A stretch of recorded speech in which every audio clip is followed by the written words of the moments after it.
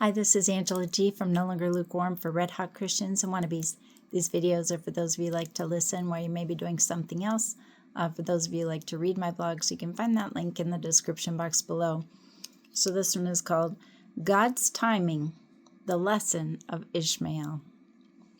Bible stories are instructive on a lot of levels. They reach across time and culture, telling us what happened in the past on the one hand, and teaching us lessons we can apply to our own lives on the other.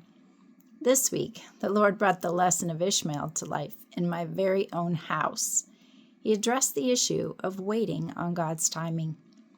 The story of Ishmael.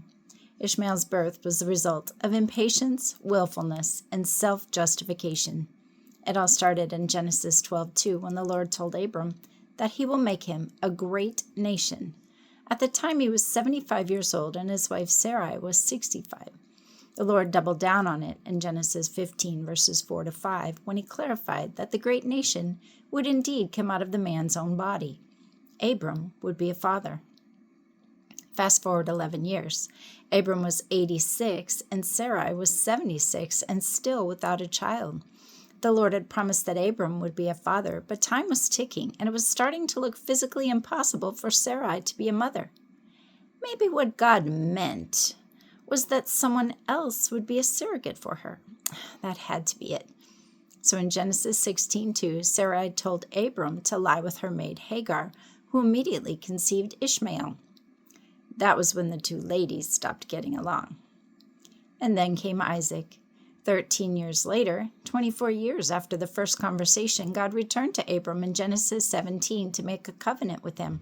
He changed Abram's name to Abraham, that's Genesis 17:5, and Sarai's name to Sarah, that's Genesis 17:15. He did that by adding the Hebrew letter, spelled H-E-I, pronounced Hey, to both names. Like the sound of the breath of God, the letter is physically shaped like a hand, the hand of God. It also represents the number 5, a symbol of grace. The new name seemed to indicate a change of identity for the couple, similar to making them born again.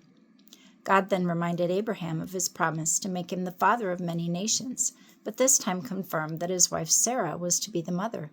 Genesis 17:25 says, "But my covenant will I establish with Isaac, which Sarah shall bear unto thee at this set time in the next year." At 99 and 89, the couple had just months to prepare to be parents, and shortly after that, Sarah told Abraham to send Hagar and Ishmael away. Isaac would not be sharing his inheritance. And that's Genesis 21:10 and Genesis 21:12. Hurt feelings, torn families. If Abraham and Sarah had waited on God's timing, they could have saved a lot of pain and heartache for everyone. Instead, after 11 years of waiting, Sarah was ready for action. Using human reasoning, she decided that what God said couldn't possibly have been what he meant. She put Hagar and Abraham together and then was hurt by Hagar's reaction to the very pregnancy that Sarah herself had orchestrated. Later, when Sarah bore Isaac and weaned him, she was done with the whole thing. She sent Hagar and Ishmael away, hurting Hagar, Ishmael, and Abraham as well. Of course, God is gracious and still took very good care of Ishmael, making him a great nation. That's Genesis 21:18. But imagine if they had just waited and trusted in God's timing. My very own Ishmael. My Ishmael was a clothes iron. It was the same story of impatience, willfulness, and self-justification, and even though the actual situation may seem insignificant, it's just an iron, I see clearly that the Lord was making a much bigger point.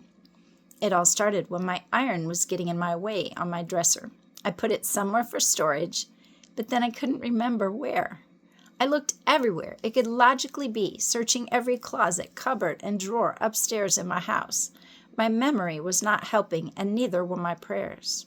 God, I said again and again, I know that you are not the God of the lost, but the God of the found. You know exactly where my iron is, so please show me. Finally, after almost a week of looking, with the stress building each day, I asked a couple of friends to help me pray. Where was that blasted iron? Okay, I thought, if I don't find this thing by tomorrow, I'll assume that God wants me to have 2 irons. Maybe I'll need one to give away at some point, and then he will show me the other one.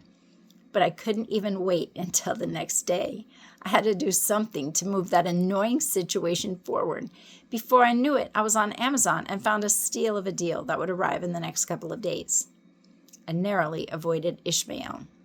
The next morning, though, I woke up thinking about it. Wasn't spending God's money on an extra iron kind of irresponsible? What kind of steward was I anyway? After all, the thing was somewhere in my house, and 3 saints of God were praying about it.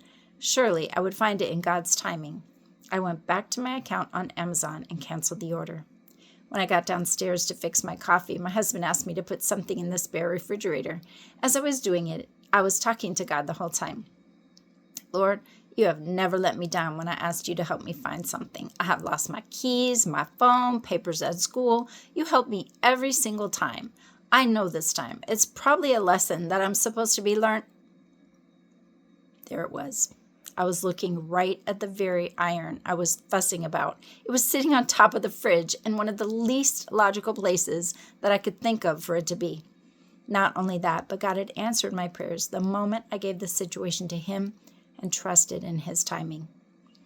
The bigger picture. God is faithful, but His timing is not always our own.